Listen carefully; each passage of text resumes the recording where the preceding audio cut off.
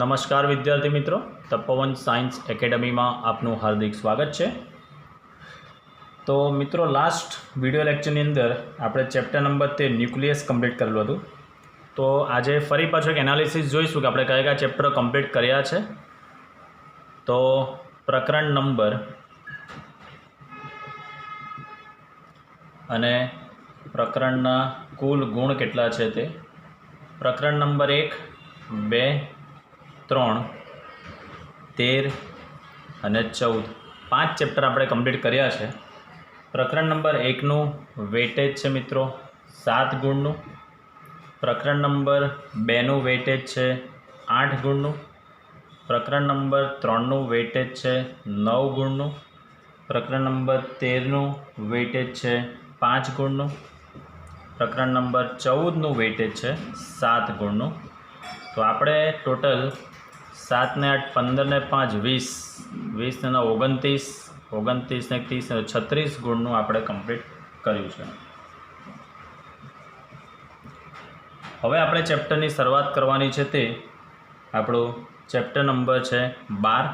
આની અંદર આપણે પ્રકરણ નંબર 12 જેનું નામ છે પરમાણુઓ, તેનું વેટેજ છે મિત્રો પરમાણુઓ ચેપ્ટરનું જે વેટેજ છે તે 7 ગુણનું વેટેજ છે। એટલે આ ચેપ્ટર કમ્પ્લીટ થાય તો આપણું ટોટલ 43 ગુણનું કમ્પ્લીટ થશે। આ 7 ગુણમાંથી 4 MCQ પૂછાય છે અને એક 3 માર્ક્સનો પ્રશ્ન છે।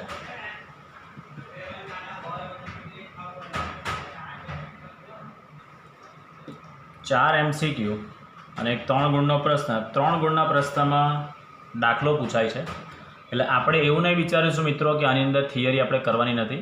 3 માર્કમાં બોર્ડવાળાનું કોઈ ઠેકાણું હોતું નથી, બરાબર। સ્કીમની અંદર માઇનર ચેન્જીસ કરીને 3 માર્કમાં જે દાખલો પૂછાય છે એ દાખલાની જગ્યાએ થિયરી પણ પૂછી શકે છે। એટલે આપણે અમુક સિલેક્ટેડ થિયરી એવી છે કે જે તમને હું કહીશ, થિયરી ચલાવતા ચલાવતા લખેલું જ હશે IMP, એટલી થિયરી તમારે દરેક ચેપ્ટરમાં એકદમ સારી રીતે કમ્પ્લીટ કરવાની રહેશે। તો આમ ચેપ્ટરનું વેટેજ છે 4 માર્કના MCQ અને 3 માર્કનો એક પ્રશ્ન। જનરલી આની અંદર દાખલાકીય પ્રશ્નો હોય છે, બરાબર છે। ચલો, તો આ વસ્તુનું ખાસ તમારે ધ્યાન રાખવાનું છે। આપણે થિયરી પ્લસ દાખલા બંને જ આપણે આની અંદર વ્યવસ્થિત કમ્પ્લીટ કરીશું।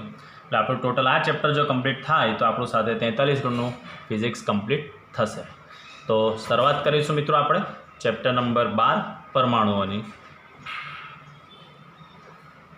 તો મિત્રો, આપણે પ્રકરણ નંબર 12 પરમાણુઓ ડેટ ઇઝ કોલ્ડ એટમ્સ ચેપ્ટરને આપણે સમજવાનું છે। એટમ્સ પ્રસ્તાવના એટલે થોડું હિસ્ટ્રીથી આપણે સમજીએ ને પછી આપણે પ્રશ્નોની શરૂઆત કરીશું।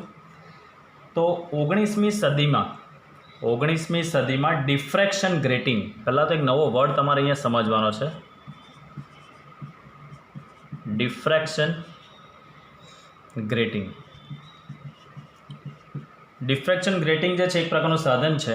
આ ડિફ્રેક્શન ગ્રેટિંગ એ પ્રકાશનું વિવર્તન મેળવવા માટેનું સાધન છે, પ્રકાશનું વિવર્તન ઉપજાવવા માટેનું ઉપકરણ છે। હવે સમજો મિત્રો, આની અંદર આ પ્રકાશનું વિવર્તન જે છે એટલે એને કહેવાય છે શું? તો વિવર્તન એટલે શું? તો બેઝિકલી કે જ્યારે પણ કોઈ તરંગો આવતા હોય, પ્રકાશના તરંગો આવતા હોય, એ તરંગોને કોઈ અડચણ નડતી હોય, ધારો કે આ પ્રકાશના તરંગનો આખો પટ્ટો જે છે તે આ રીતે અહીંયા આવતો જાય છે। હવે અહીંયા હું એક અડચણ મૂકું છું, અડચણ એટલે અહીંયા એક સ્લિટ મૂકું છું, આ સ્લિટ છે। સ્લિટ એટલે એક એવું અપારદર્શક માધ્યમ કે પ્રકાશ અહીંયા આવીને અથડાય, પણ પ્રકાશ અહીંયાથી આ સ્લિટમાંથી પસાર થઈને અહીંયા જવું જ છે, તો એ પ્રકાશ શું થશે? અહીંયા વંકન પામીને આગળ જશે। આ રીતે પ્રકાશ આવતો જ હતો આ રીતે, પણ મેં વચ્ચે અહીંયા સ્લિટ મૂકી છે। સ્લિટ એટલે એક અપારદર્શક માધ્યમની પાતળી પટ્ટી મૂકેલી છે। તો એમાંથી જ્યારે પ્રકાશ પસાર થશે તો સ્વાભાવિક વસ્તુ છે કે પ્રકાશની આ રીતે વંકન વળવાની જે ઘટના છે એ ધાર આગળથી વાંકા વળી જાય। ધાર એટલે અહીંયાથી વાંકા વળશે, તે ઘટનાને તમે કહી શકો છો પ્રકાશનું વિવર્તન તમે કહી શકો છો। તો બેઝિકલી જ્યારે પણ પ્રકાશના તરંગો કોઈ સ્લિટમાંથી પસાર થાય, આ સ્લિટ છે, સ્લિટમાંથી અહીંયાથી પસાર થાય ત્યારે પસાર થતી વખતે તેઓ ધાર આગળથી અહીંયાથી આ ધાર આગળથી એનું વંકન થાય એ વાંકા વળવાની ઘટનાને પ્રકાશનું શું કહેવામાં આવે છે? તો કે વિવર્તન કહેવામાં આવે છે. આ વિવર્તનની શોધ ગ્રીમાલ્ડી નામના વૈજ્ઞાનિકે કરેલી હતી. એની શોધ જે છે મિત્રો એ ગ્રીમાલ્ડી નામના વૈજ્ઞાનિકે એની શોધ કરેલી હતી. તો જ્યારે આ પ્રયોગો મિત્રો થયા હતા ત્યારબાદ ગ્રીમાલ્ડિયાની શોધ કર્યા બાદ હેનરી રોલેન્ડ નામના વૈજ્ઞાનિક આવે છે. હેનરી રોલેન્ડ હિસ્ટ્રીની અંદર આ સાયન્ટિસ્ટો છે જેનું તમારે નામ યાદ રાખવાનું નથી પણ એક સમજવા માટે છે. હેનરી રોલેન્ડ નામના વૈજ્ઞાનિકે આ ડિફ્રેક્શન ગ્રેટિંગની મદદથી ડિસ્ચાર્જ ટ્યુબ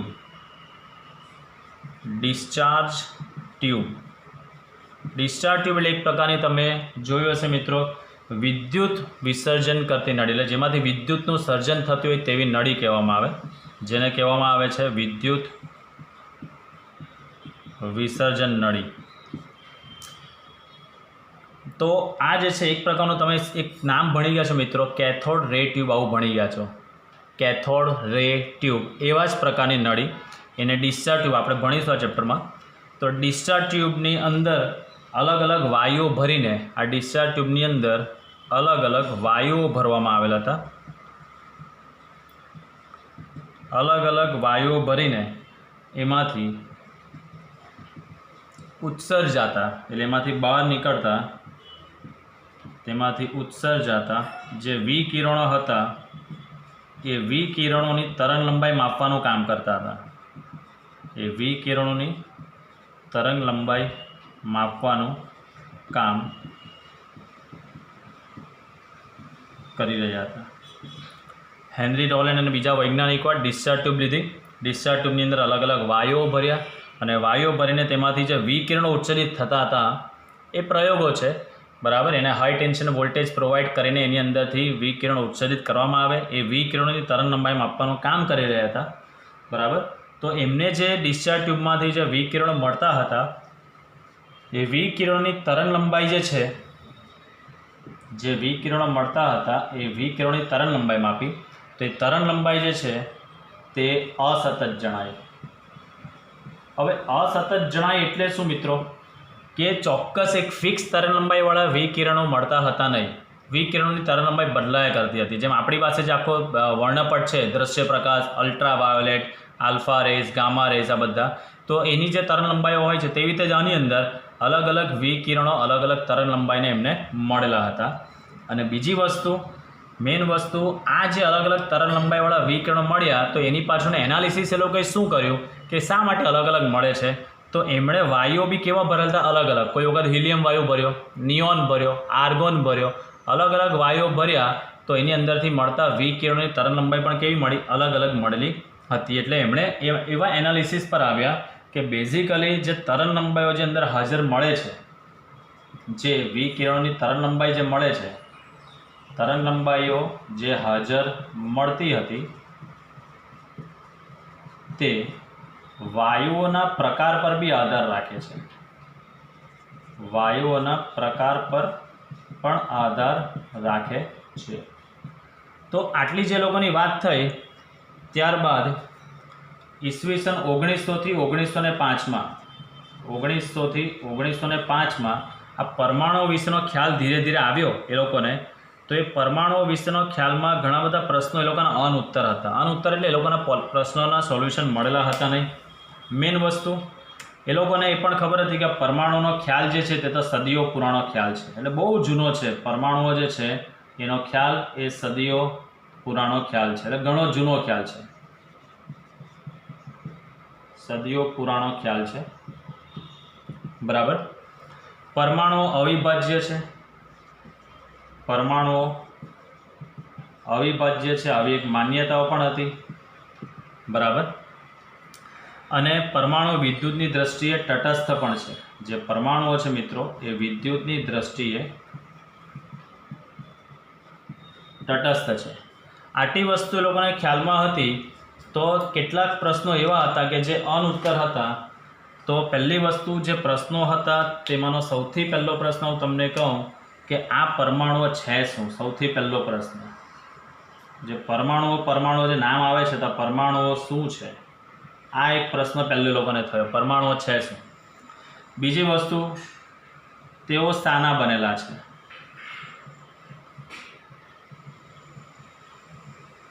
ત્રીજો પ્રશ્ન એ લોકોને આવ્યો કે એની અંદર શું થઈ રહ્યું છે? પરમાણુની અંદર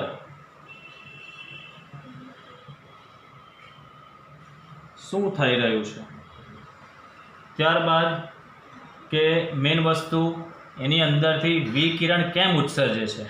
બરાબર, પરમાણુઓ સ્થાયી કેમ છે? આ બી એક પ્રશ્ન એ લોકોને થયો કે પરમાણુઓ સ્થાયી શા માટે છે અને વિકિરણનું ઉત્સર્જન પણ શા માટે કરે છે?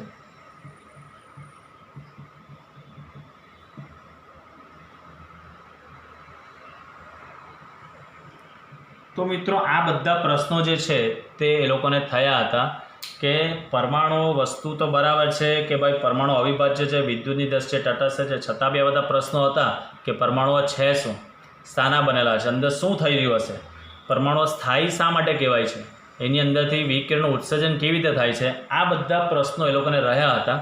તો ચેપ્ટર પૂરું થતાં બધા જ પ્રશ્નોના ઉત્તર તમને મળી જશે. તો મેઇન વસ્તુ આટલું હિસ્ટ્રીમાં હતું કે 19મી સદીમાં ડિફ્રેક્શન ગ્રેટિંગ એટલે પ્રકાશનું વિવર્તન ઉપજા માટેનું સાધન. અને વિવર્તન એટલે બેઝિકલી એક એવી ઘટના છે પ્રકાશની, જેવી રીતે પરાવર્તન છે, જેવી રીતે વક્રીભવન છે, તેવી તે જ વિભાજન છે પ્રકાશનું, તેવી જ આ ઘટના છે પ્રકાશનું વિવર્તન, જેનો ડિટેલથી અભ્યાસ આપણે જે વેવ ઓપ્ટિક્સ ચેપ્ટર છે તરંગ પ્રકાશશાસ્ત્ર તેની અંદર આપણે કરીશું. પણ વિવર્તન એક સાદો ખ્યાલ તમને આપી દઉં કે ધારો કે પ્રકાશના તરંગો આ રીતે જતા હોય છે, વચ્ચે હું સ્લિટ મૂકી દઉં છું, આ રીતે સ્લિટ એટલે કે અપારદર્શક માધ્યમ મૂકી દઉં છું, તો પ્રકાશ જે છે અહીંયાથી પસાર તો થવાના જ છે, વંકન વળવાની આ જે ઘટના છે તેને પ્રકાશનું વિવર્તન કહેવામાં આવે. આનું એક સરસ તમને એક્ઝામ્પલ આપું મિત્રો. તમે મંદિરે દર્શન કરવા જાઓ છો, ધારો કે તમારી હાઇટ વધારે હોય, તમે ગુફામાં કોઈ જગ્યાએ દર્શન કરવા જાઓ છો, તમારી હાઇટ વધારે છે ને મંદિરની અંદર જે જવાનો રસ્તો છે જેનો ગેટ નાનો છે, તો તમે શું કરો છો? વાંકા વળીને જ જાઓ છો, બરાબર. તો એ જે વાંકા વળવાની ઘટના પ્રકાશમાં બી જે જોવા મળે તેને સાદી ભાષામાં શું કહી શકાય છે કે વિવર્તન કહેવામાં આવે છે. તો હેનરી રોલેન્ડ અને બીજા સાયન્ટિસ્ટોએ ડિસ્ચાર્જ ટ્યુબ લઈને એની અંદર અલગ અલગ વાયુઓ ભર્યા અને અલગ અલગ વાયુઓ ભરીને પ્રયોગો કર્યા. તો અલગ અલગ વિકિરણોની તરંગલંબાઈ માપવાના લોકો કામ કરતા હતા. તો એ તરંગલંબાઈ લોકોને અસતત મળી, એટલે કોઈ ચોક્કસ પ્રકારની તરંગલંબાઈ લોકોને મળતી હતી નહીં. તો એ લોકોએ એવું એનાલિસિસ પર આવ્યા કે આ તરંગલંબાઈ જે અંદર આપણને મળે છે તે અલગ અલગ કેમ મળે છે? તો આપણે એની અંદર અલગ અલગ વાયુ ભરીએ છીએ, તો એ વાયુના આધારે અલગ અલગ તરંગલંબાઈ મળતી હોવી જોઈએ. ત્યારબાદ 1900થી 1905ના સમયગાળામાં પરમાણુ વિશેનો અભિગમ જ્યારે આવ્યો ત્યારે ઘણા બધા પ્રશ્નો આવ્યા કે પરમાણુઓ છે શું, અંદર શાના બનેલા છે, એની અંદર શું થઈ રહ્યું હશે, પરમાણુ સ્થાયી શા માટે છે, પરમાણુ વિકિરણનું ઉત્સર્જન શા માટે કરે છે, આ બધા જ પ્રશ્નો એ લોકોને આવેલા હતા. તે બધા જ પ્રશ્નોના નિરાકરણ હવે આપણા ચેપ્ટરની અંદર કરવાના છે. તો સૌથી પહેલું આપણે થિયરીની શરૂઆત કરીશું. થોમ્સનનું પ્લમ પુડિંગ મોડલ વિશે સમજવાનું છે. થોમ્સનનું પ્લમ પુડિંગ મોડલ.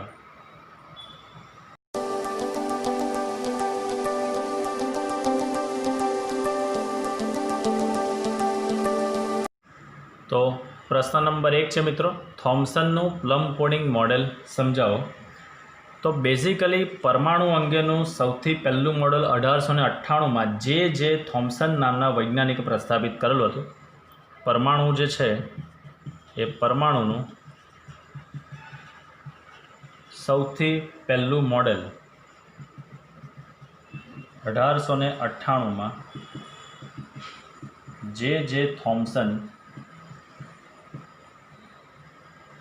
જે થોમ્સન દ્વારા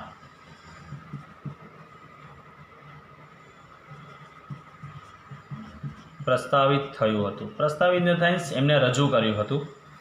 તો એમણે એવું કીધેલું હતું, આ જે એમણે મોડેલ બનાવેલું હતું તેમાં એમણે એવું કીધું કે આખા પરમાણુનો જે ધન વિદ્યુતભાર છે, પરમાણુની અંદર જે ધન વિદ્યુતભાર છે એ પરમાણુના સમગ્ર કદમાં નિયમિત રીતે વહેંચાયેલો છે. એટલે ફોર એક્ઝામ્પલ આપણે લઈએ, માનો કે અહીંયા મિત્રો મારી પાસે આ પરમાણુ છે, તો પરમાણુની અંદર ધન વિદ્યુતભાર, એ ધન વિદ્યુતભાર જે છે તે આખાની અંદર આખા કદમાં નિયમિત રીતે અંદર પથરાયેલો હોવો જોઈએ. આ એમને બતાવ્યું ધન વિદ્યુતભાર.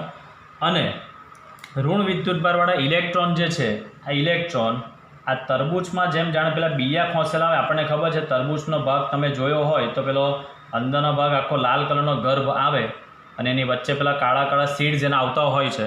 તો થોમ્સને બી કંઈ એવું જ કીધું કે ધન વિદ્યુતભાર જે આની અંદર મેં આકૃતિમાં દર્શાવ્યો છે ભૂરો ભૂરો ભાગ એ તરબૂચના લાલ ભાગ સાથે સરખાવો અને જે તરબૂચના કાળા બિયા છે તેના લાલ કલરના સ્પોટ સાથે સરખાવો.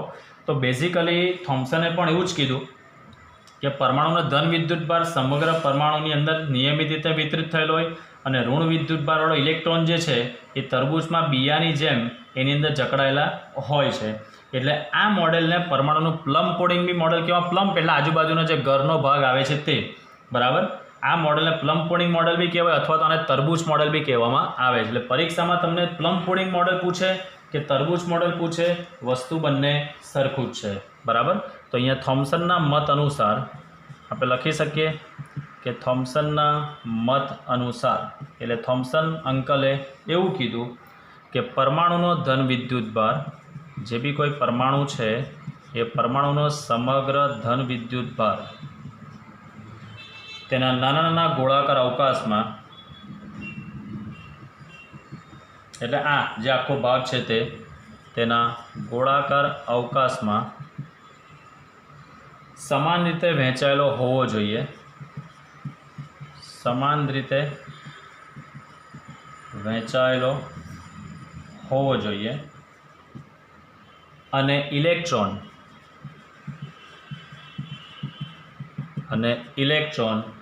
તેમાં ચોક્કસ રીતે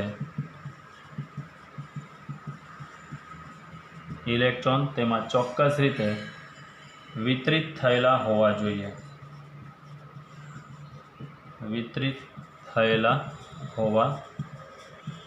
જોઈએ. બરાબર છે. એટલે જાણે આ તરબૂચના ગર્ભની અંદર પેલા ઇલેક્ટ્રોન જે છે તે ખોસાયેલા બીજ જેવું લાગે, બરાબર. કે આ આખું જે મોડેલ જે છે આ મોડેલ જાણે કે તરબૂચના ગર્ભમાં ખોસાયેલા બીજ જેવું લાગતું હોવાથી આ મોડેલને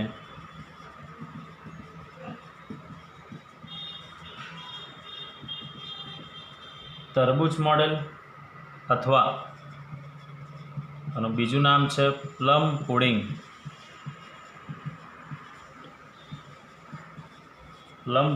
મોડેલ પણ એને કહેવામાં આવે છે.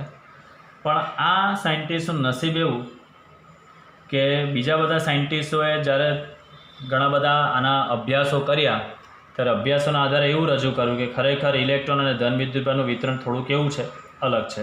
એટલે આ મોડેલ જે છે એટલું સક્સેસ ગયેલું હતું નહીં. એની સફળતા એટલી હતી કે ઇલેક્ટ્રોન અને ધન વિદ્યુતભાર કણોની હાજરી છે તેવું આના પરથી સાબિત થયેલું હતું. આની સફળતા હું તમને કહું, નિષ્ફળતા તો બધા જ જાણતા હોય. આપણે આની અંદર જે આનું જે મોડલ છે તેની સફળતા, આ સફળતા that is not part of your syllabus, just એક સમજવા માટે છે, નોલેજ માટે હું તમને કહું છું. તો પહેલી સફળતાની અંદર એવી હતી કે એ વસ્તુની રજૂઆત ચોક્કસ થઈ ગઈ કે પરમાણુમાં ઇલેક્ટ્રોન અને ધન વિદ્યુતભારોની કણની હાજરી જરૂરી છે. આના પરથી એ કન્ફર્મ થઈ ગયું કે પરમાણુમાં પોઝિટિવ ચાર્જ અને ઇલેક્ટ્રોનની હાજરી છે જ, બરાબર છે. બીજી વસ્તુ કે જ્યારે કોઈ પણ ધાતુને ગરમ કરવામાં આવે છે ત્યારે ઇલેક્ટ્રોન કેમ ઉત્સર્જાય છે, નહીં કે ધન વિદ્યુતભારિત કણો, તેની પણ માહિતી મળી કે જ્યારે બી કોઈ ધાતુ હોય એટલે ધાતુની અંદર સ્વાભાવિક વસ્તુ છે કે આ મોડેલ અનુસાર પરમાણુમાં ધન વિદ્યુતભાર અને ઇલેક્ટ્રોન તો હશે જ, તો ઇલેક્ટ્રોનનું કેમ ઉત્સર્જન થાય છે તેની પણ માહિતી મળી. એટલે ઇલેક્ટ્રોનના ઉત્સર્જન વિશેની માહિતી પણ મળેલી હતી.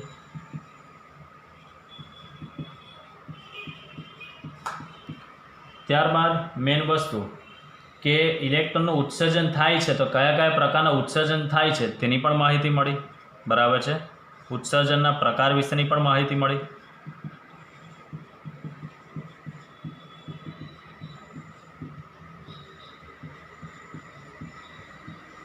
અને રસાયણ વિજ્ઞાનમાં તમે આયનો, આયનિક સંયોજનોની બનાવટ તમે ભણી ગયા, તે પણ ખબર પડે કે ઇલેક્ટ્રોન બહાર નીકળે તો આપણને ખબર છે કે ભાઈ એ ઇલેક્ટ્રોન ગુમાવે તો ધન વિદ્યુતભાર મેળવે તો ઋણ વિદ્યુતભાર. એટલે બેઝિકલી રસાયણ વિજ્ઞાનની અંદર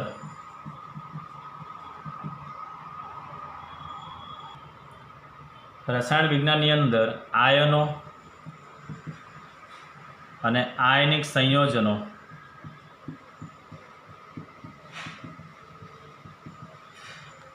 આયનો અને આયનિક સંયોજનોની બનાવટ પણ સમજી શકાય છે.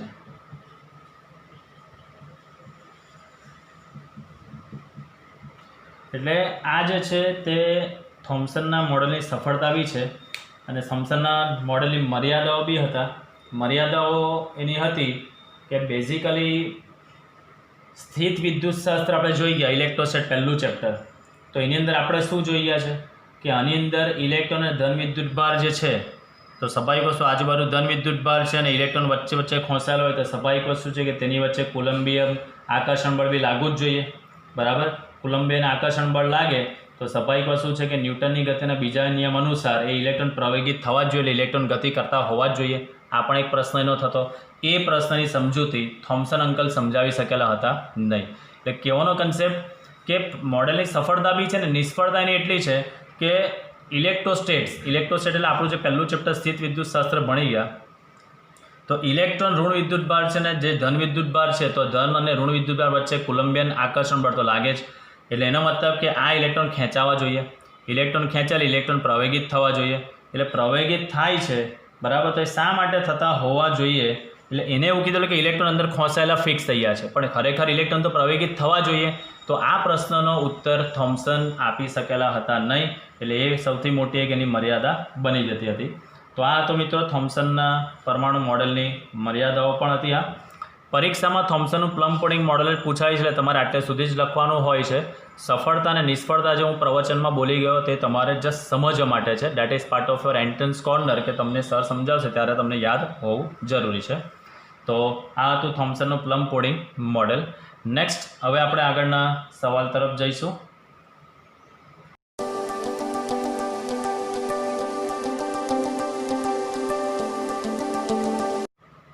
નેક્સ્ટ ક્વેશ્ચન છે મિત્રો, આલ્ફા કણના પ્રકીર્ણન થયું એટલે સ્કેટરિંગ થવું, આમ ફેલાવવું, બરાબર. આલ્ફા કણના પ્રકીર્ણન માટે રુધરફોર્ડ અને ગાઇગરની વિચારસરણી સમજાવો. તો બેઝિકલી પહેલાં તો આ રુધરફોર્ડ હતા કોણ? તો રુધરફોર્ડ એ જે થોમ્સનના વિદ્યાર્થી હતા. તો જે થોમ્સનના વિદ્યાર્થી રુધરફોર્ડે અમુક રેડિએક્ટિવ તત્વો લીધા અને તત્વો દ્વારા ઉત્સર્જતા જે પેલા આલ્ફા કણને લગતા એમણે ઘણા બધા પ્રયોગો કરેલા હતા.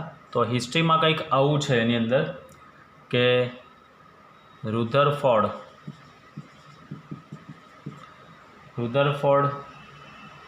એ અમુક રેડિયો એક્ટિવ તત્વો દ્વારા ઉત્સર્જાતા આલ્ફા કણોને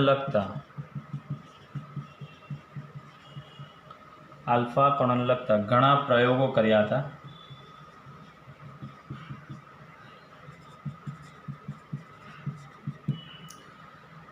અને તેમના પ્રયોગોના પ્રાથમિક અવલોકનમાં એમણે એવું જોયું કે જ્યારે બી ચેમ્બરની અંદર ચેમ્બર ઇન ધ સેન્સ પેલું શૂન્યાવકાશી જે નળી હોય એની અંદર શૂન્યાવકાશી બી હોઈ શકે કે અથવા તો એની અંદર એર પાર્ટિકલ્સ બી હોઈ શકે. એટલે સિમ્પલ એક ચેમ્બર લીધું, એ ચેમ્બરની અંદર સ્લીટો ગોઠવેલી હતી અને સ્લીટમાંથી પસાર થઈને જે આલ્ફા કણો ફોટોગ્રાફિક પ્લેટ એટલે આપણે એક્સરે ફિલ્મ પર જ્યારે આવે છે ત્યારે સ્લીટની એટલે સ્પષ્ટ ભાત દેખાતી હતી નહીં. એમણે જે પ્રયોગો કરેલા હતા તો પ્રયોગની અંદર પ્રાથમિક અવલોકન એમનું એવું હતું, બેઝિક એનાલિસિસ ગુજરાતીમાં લખું છું એનું પ્રાથમિક અવલોકન.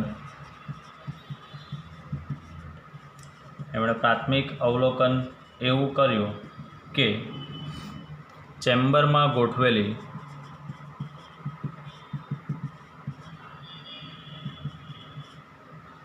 સ્લીટમાંથી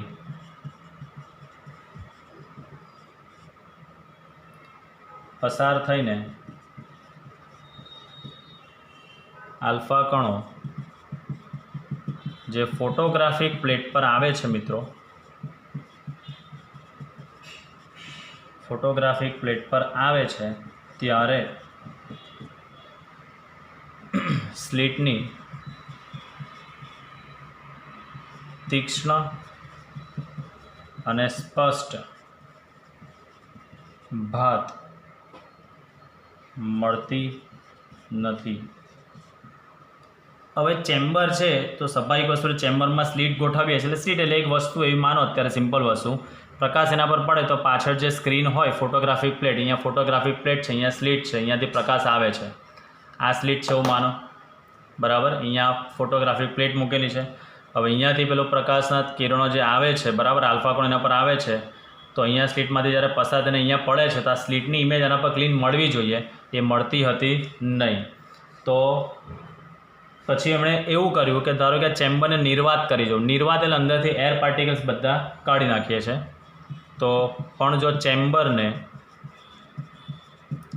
ચેમ્બરને શૂન્યાવકાશિત કહીએ આપણે, એટલે કે એને નિર્વાત કરી નાખવામાં આવે, ચેમ્બરને નિર્વાત કરી નાખવામાં આવે તો સ્પષ્ટ એકદમ ધારવાળી ભાત મળી. આનો મતલબ શું થયો મિત્રો કે એના પછી રુથરફોર્ડે એવું કીધું કે ચેમ્બરની અંદર હવાના કણો હશે, એ હવાના કણો સાથે આલ્ફા કણો જ્યારે અથડાય એટલે સ્વાભાવિક વસ્તુ છે કે એનું પ્રકીર્ણન થવું જોઈએ. પ્રકીર્ણન એટલે સ્પ્રેડ થઈ જાય આખો, બરાબર. એનો જે માર્ગ હોય એટલે માર્ગમાંથી થોડો શું થઈ જાય, વિચલિત થવો જોઈએ, બરાબર. તો આના પરથી આ અવલોકન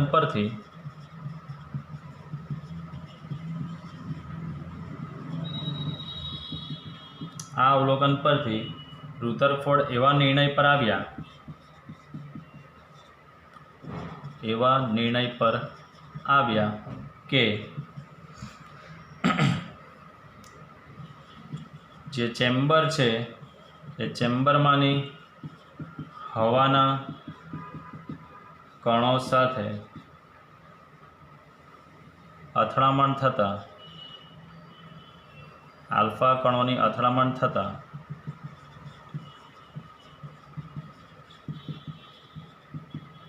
તેનું પ્રકીર્ણન થાય છે, એવા એ તારણ પર આવ્યા. ત્યારબાદ બીજી બાજુ ગાઇગર નામના વૈજ્ઞાનિકે ધાતુના ખૂબ જ પાતળા વરખ એટલે ફોઇલ પેપર જેવું લીધું, એના પર આલ્ફા કણનો પ્રકીર્ણનનો એમણે અભ્યાસ કર્યો. તેમણે જોયું કે આલ્ફા કણોનું ખૂબ નાના ખૂણે પ્રકીર્ણન થાય છે. હમણાં શું લીધું, ચેમ્બર લીધું, અને ગાઇગર નામના વૈજ્ઞાનિકે શું લીધું, ફોઇલ લીધું. ફોઇલ એટલે આપણું તમને કદાચ ખબર હશે, ગરમ વસ્તુ રાખવા માટે આપણે ફોઇલ પેપરનો યુઝ કરીએ છીએ, તેની વાત છે અહીંયા, બરાબર. તો લખીએ આપણે ગાઇગર નામના વૈજ્ઞાનિકે, ગાઇગરે ધાતુના ખૂબ જ પાતળા વરખ વડે આલ્ફા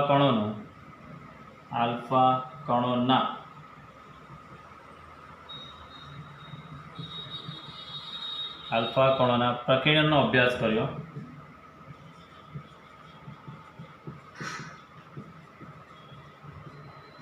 અને એમણે એવું જોયું, એટલે તેમણે એવું શોધ્યું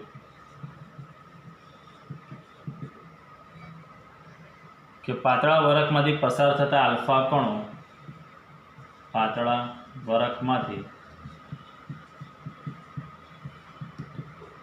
પસાર થતા જે આલ્ફા કણો છે એ આલ્ફા કણોનું ખૂબ જ નાના કોણે પ્રકીર્ણન થાય છે. એટલે બેઝિકલી બંનેમાં પ્રકીર્ણન તો થાય જ છે. આમાં એમણે સ્પષ્ટ ભાત પહેલાં મળી નહીં, કારણ કે એની અંદર હવાના પાર્ટિકલ્સ હતા. પછી એમણે શૂન્યાવકાશ કરી દીધો આખો અંદર, અને પછી એમણે પ્રયોગો કર્યો તો એમણે ચોક્કસ ભાત જોવા મળી. એટલે એમણે એવું કીધું કે અંદર હવાના કણો સાથે આલ્ફા કણો અથડે એટલે સ્વાભાવિક વસ્તુ છે કે એની ડિરેક્શન થોડી ચેન્જ થવાની છે, એટલે પ્રકીર્ણન એનું થતું હોવું જોઈએ. સીધી વસ્તુ છે મિત્રો કે આપણે પણ સામેથી ગાડી આવતી હોય ને આપણે અહીંયાથી ગાડી આવતી હોય તો આપણે થોડા તો શું થવાના છે, આપણે થોડા તો આગળ જવાના છે. સામેથી બી ગાડી આવે છે તો આપણે ઠોકી નથી દેતા, આપણે સન્મુખ અથડામણ ક્યારે પણ કરતા નથી. આપણે શું કરીએ છીએ, આમ ગાડી આવતી જતા આપણે અહીંયાથી આમ સાઈડ ટર્ન લેતા જ હોઈએ છીએ. તો જે ટર્ન લઈએ છીએ તો that is called one type of scattering. એને શું કહેવાય, એનું પ્રકીર્ણન. આપણે થોડા સ્પ્રેડ થઈ ગયા છે તેવું કહેવામાં આવે છે. તો ગાઇગરે પ્રયોગ કર્યો, તેમાં એમણે ચેમ્બરની જગ્યાએ પાતળા વરખ લીધા ધાતુના, અને એના પર આલ્ફા કણોના પ્રકીર્ણનનો એમણે અભ્યાસ કર્યો, અને એવું જોયું કે જ્યારે બી પાતળા વરખમાંથી આલ્ફા કણો પસાર થાય છે તો એનું પ્રકીર્ણન થાય છે, પણ ખૂબ નાના ખૂણે પ્રકીર્ણન થાય છે. આમણે કીધું પ્રકીર્ણન થાય છે, આમણે ખાલી કીધું કે ખૂબ નાના ખૂણે પ્રકીર્ણન થાય છે. આમણે ચેમ્બરનો પ્રયોગ કર્યો, આમણે આખો ધાતુના વરખ પર પ્રયોગ કરેલો હતો. તો હવે આપણે જોઈએ કે આ ગાઇગરની સાથે બીજા એક નવા વૈજ્ઞાનિક અંદર આવે છે, માર્સડન. તો ગાઈગર અને માર્સડનનો જે આલ્ફા કણોનો પ્રયોગની ગોઠવણી છે તેની આપણે સમજૂતીની ચર્ચા કરીશું, તેની આપણે સમજૂતી હવે મેળવીશું. એટલે આ જ થિયરીને આપણે અહીંયાથી હવે આગળ લઈએ છીએ. જે ગાઈગર નામના વૈજ્ઞાનિકે જે પ્રયોગ કરેલો હતો તે કઈ રીતે કરેલો હતો તેની હવે આપણે આગળ લઈ જઈએ છીએ. ચલો નેક્સ્ટ ક્વેશ્ચન છે, ગાઈગર માર્સડનના આલ્ફા કણના પ્રકીર્ણનના પ્રયોગની ફક્ત પ્રાયોગિક ગોઠવણીની આપણે ચર્ચા કરવાની છે કે પ્રયોગમાં કેવી રીતે એને ગોઠવણી કરેલી હતી તે. તો મેઇન વસ્તુ આકૃતિની અંદર પ્રયોગની રેખાકૃતિ બતાવી દીધેલી છે. રેડિયો એક્ટિવ સોર્સ લીધેલો હતો એને બિસ્મથ, એ બિસ્મથમાંથી આલ્ફા કણનું ઉત્સર્જન થાય છે. એટલે અહીંયા એ આલ્ફા કણનું ઉદ્ગમ છે. બિસ્મથમાંથી જે આલ્ફા કણનું ઉત્સર્જન થાય છે તે આલ્ફા કણનું ઉત્સર્જનની એનર્જી છે 5.5 મિલિયન ઇલેક્ટ્રોન વોલ્ટ. એટલે રેડિયો એક્ટિવ સોર્સ એમણે લીધો, બરાબર. અહીંયા શોર્ટમાં જરા પોઈન્ટ લખીશ મિત્રો, તો તમારે એને હમણાં સમજવાના છે. રેડિયો એક્ટિવ સ્ત્રોત 83 બિસ્મથ 214, એની અંદરથી 5.5 મિલિયન ઇલેક્ટ્રોન વોલ્ટના આલ્ફા કણોનું ઉત્સર્જન કરે છે.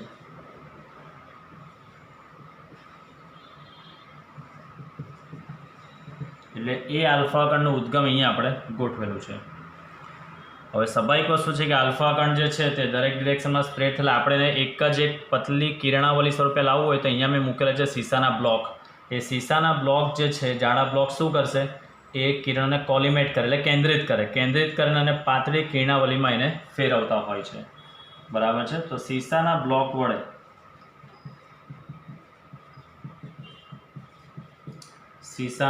બ્લોક વડે તેને કેન્દ્રિત કરી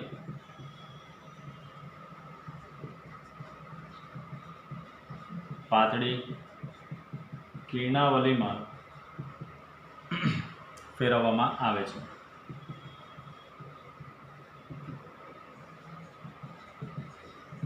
એટલે આ સીસાના બ્લોક જે મૂકેલા છે મિત્રો, તે આલ્ફા કણોના કિરણોને કેન્દ્રિત કરીને એક પાતળી કિરણાવલીમાં એને પસાર કરશે. ત્યારબાદ એ કિરણો અહીંયાથી કેન્દ્રિત થઈને આ કિરણાવલી ક્યાં પસાર થાય છે, અહીંયા સોનાના વરખ પર આપાત થાય છે, બરાબર. એટલે તેને સોનાના વરખ પર આપાત કરવામાં આવે છે. ચલો, સોનાના વરખ પર જે આપાત કરવામાં આવે છે, આ વરખની જાડાઈ જે છે તેની જાડાઈ 2.1 10 × 10⁻7 મીટર જેટલી હતી. જે સોનાનું વરખ છે એ વરખની જાડાઈ 2.1 × 10⁻7 મીટર. મિત્રો તમે જોઈ શકો છો ઘણી જાડાઈ એની ઓછી છે. અને એ સોનાના વરખની જાડાઈ પર આલ્ફા કણોને મારો કરવામાં આવે છે તો એ આલ્ફા કણોનું પ્રકીર્ણન થાય છે. અને તેથી લખી શકાય આલ્ફા કણોનું પ્રકીર્ણન થાય છે. આ કિરણો પરથી અથડાઈને કિરણો પ્રકીર્ણન પામે છે. પ્રકીર્ણન પામે એટલે કોઈ પણ ડિરેક્શનમાં જઈ શકે છે, સ્કેટરિંગ કહેવાય ને. બેઝિકલી પ્રયોગની અંદર આલ્ફા કણોનું જે આ સ્ક્રીન છે અહીંયા પાછળ, એના પર ઝિંક સલ્ફાઇડનું સેન્ટિલેશન કરેલું. સેન્ટિલેશન એના પર કોટિંગ કરેલું એટલે ચળકાટવાળી ધાતુ એના પર લગાવેલી હોય છે. એટલે આ પ્રક્રિયા થઈને જે કિરણો બહાર આવે છે તે આલ્ફા કણોનું ઝિંક સલ્ફાઇડના ગોળીય સિન્ટિલેશન સ્ક્રીન અને અહીંયા એક માઇક્રોસ્કોપ ધરાવતું ડિટેક્ટર છે તેના દ્વારા અવલોકન કરવામાં આવે છે, બરાબર. આ આલ્ફા કણો જે બહાર નીકળે છે એ પ્રકેરિત આલ્ફા કણોનું અવલોકન, એ પ્રકેરિત જે આલ્ફા કણો છે એ આલ્ફા કણોનો ઝિંક સલ્ફાઇડની સિન્ટિલેશન સ્ક્રીન પર, ઝિંક સલ્ફાઇડની સિન્ટિલેશન સ્ક્રીન અને આ ડિટેક્ટર છે, જે નામ અહીંયા લખી દઉં છું, ડિટેક્ટર, અને માઇક્રોસ્કોપ ધરાવતો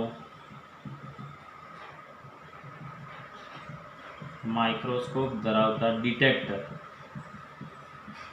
વડે અવલોકન કરવામાં આવે છે.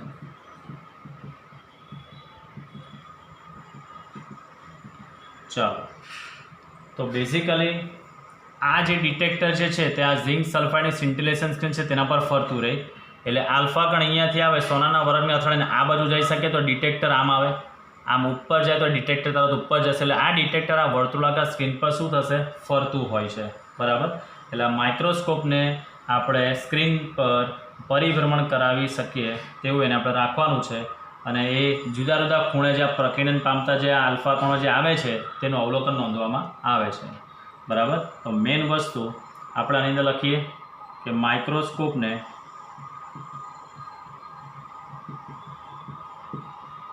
સ્ક્રીન પર તે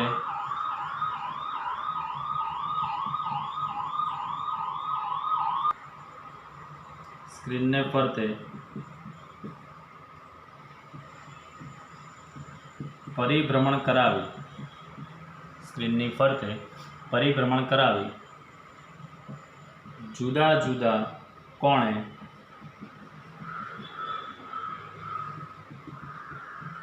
પ્રકેરિત થતા આલ્ફા કણોને નોંધી શકાય છે,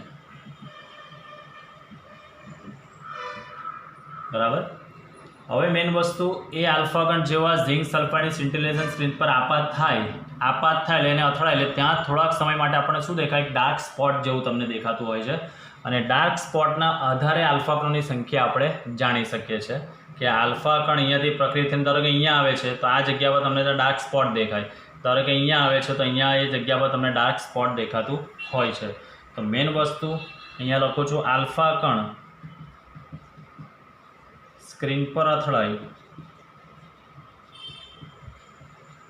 ત્યાં પ્રકાશિત ટપકું દેખાય છે, ત્યાં પ્રકાશિત ટપકું દેખાય છે, અને એ ટપકાને ગણીને આપણે આલ્ફા કણોની સંખ્યા જાણી શકાય છે, અને આ પરથી આલ્ફા કણોની સંખ્યા જાણી શકાય છે, બરાબર. તો મેઇન વસ્તુ આ તો સિમ્પલ ગાઈગર માસ્ટરનો આલ્ફા કણનો પ્રકીર્ણનનો અભ્યાસ જેમણે કરેલો હતો એ પ્રકીર્ણન અભ્યાસની આપણે સામાન્ય સમજની મેળવી છે પ્રયોગની. તો ફરી પાછું સમજીએ, અહીંયા બિસ્મથનો સોર્સ છે જેમાંથી આલ્ફા કણનું ઉત્સર્જન થાય છે, એટલે અહીંયા લખેલું છે આલ્ફા કણનું ઉદ્ગમ, એનું સ્કેટરિંગ થાય એટલે સ્વાભાવિક વસ્તુ છે કે સ્કેટરિંગ થતાં પહેલાં આલ્ફા કણ જ્યારે બી આવે ત્યારે થોડા ઘણા એના રેઝ સ્પ્રેડ થાય, એ સ્પ્રેડ થતાં રેઝને અટકાવવા માટે આપણે શીશાના જાડા બ્લોક મૂકવાના છે. એ બ્લોક શું કરશે કે એ કિરણને કેન્દ્રિત કરીને એક પાતળું કિરણ બીમ બનાવશે. આ કિરણ બીમ તમે બધા મિત્રો જોયું બી હોઈ શકે છે, તમે પેલું નાના છોકરાઓ અથવા તો તમે પણ પેલું લેસર ટોર્ચ રમતા હોય કે તમારા ઘરેથી છુપાઈને કોઈના ઘરે તમે લેસર મારો તો જે બીમ આખું જે જાય છે સીધો પ્રકાશ જે તમને જતો દેખાય, તો એ બેઝિકલી તમે જોઈ શકો. અથવા તો તમે ડીજેની લાઇટમાં, ડીજેમાં તમે નાચવા જતા હોવ, તમને ખબર હોય તો પેલી જે લાઇટ પાડતા હોય છે તો તેમાંથી બહાર આવતું કિરણ એક સીધું તમને દેખાતું હોય, that is called Kiran beam કહેવામાં આવે, બરાબર. તો શીશાના બ્લોક વડે તેને એકત્રિત કરીને તેને સોનાના વરખ પર આપાત કરવામાં આવે છે. સોનાના વરખની જે જાડાઈ છે તે 2.1 × 10⁻⁷ મીટર જેટલી છે. એમાંથી પસાર થશે એટલે આલ્ફા કણોનું શું થશે, પ્રકીર્ણન થશે. એ પ્રક્રિયા આલ્ફા કણોનું ઝિંક સલ્ફાઇડની સિન્ટિલેશન એટલે ચળકાટવાળી સ્ક્રીન, અને એ સ્ક્રીન પર આ માઇક્રોસ્કોપવાળું ડિટેક્ટર એના પર ફરતું રહે તેવી રીતની ગોઠવણી કરેલી હોય છે. આ ડિટેક્ટર ધારો કે ભાઈ અહીંયાથી કિરણ આવે છે, આ ખૂણ આવે છે તો એ ડિટેક્ટર અહીંયા આવશે, અહીંયાથી કિરણ ધારો કે ઉપર જાય છે તો એ ડિટેક્ટર ઉપર તરફ સરકતું જશે. એટલે આ સ્ક્રીન પર જે માઇક્રોસ્કોપ ધરાવતું ડિટેક્ટર છે ત્યાં ઝિંક સલ્ફાઇડવાળી સિન્ટિલેશન સ્ક્રીન પર ફરતું રહે છે, અને એ આલ્ફા કણોની સંખ્યાને નોંધે છે. જ્યારે બી આલ્ફા કણ તેના પર અથડે એ જગ્યા પર તમને શું દેખાશે, બ્રાઇટ સ્પોટ તમને દેખાતું હોય છે, અને જેટલા બ્રાઇટ સ્પોટ વધારે દેખાય એનો મતલબ એટલું તમને ખબર પડી શકે છે કે પ્રકીર્ણન આલ્ફા કણોની સંખ્યા કેટલી બહાર આવે છે તે તમને ખબર પડી શકે છે. અમુક એવા બી બની શકશે આની અંદર કે અથડાઈને પાછા રિટર્ન થાય, એટલે આંખ જે થાય છે અહીંયા લખ્યું છે બહુ નાના ભાગનું પાછળની બાજુએ પ્રકીર્ણન, બરાબર. તો આનું તમને અહીંયા ડિટેક્ટરની અંદર ખબર પડશે નહીં. બીજું છે અહીંયા મોટા ભાગના નાના ખૂણે પ્રકીર્ણન થાય છે, એટલે મોટા ભાગના એમાંથી બહાર નીકળી જાય છે. તો આના પરથી આ પ્રયોગ પરથી કયા કયા તારણો આવેલા છે જેની આપણે ચર્ચા કરીશું. એ ચર્ચા આપણે નેક્સ્ટ વિડીયો લેક્ચરમાં જોઈશું મિત્રો, કે એના પ્રાયોગિક પરિણામો શું મળેલા હતા તેની આપણે ચર્ચા નેક્સ્ટ વિડીયો લેક્ચરમાં કરીશું. સો થેન્ક યુ મિત્રો, આપણે આ ચેપ્ટરની શરૂઆત કરી છે. તમે બહુ સારી રીતે એને સમજજો અને ચેપ્ટરની કન્ટિન્યુટી જાળવવાની ખાસ તમારે કાળજી રાખવાની છે. So thank you students, thank you for watching this video.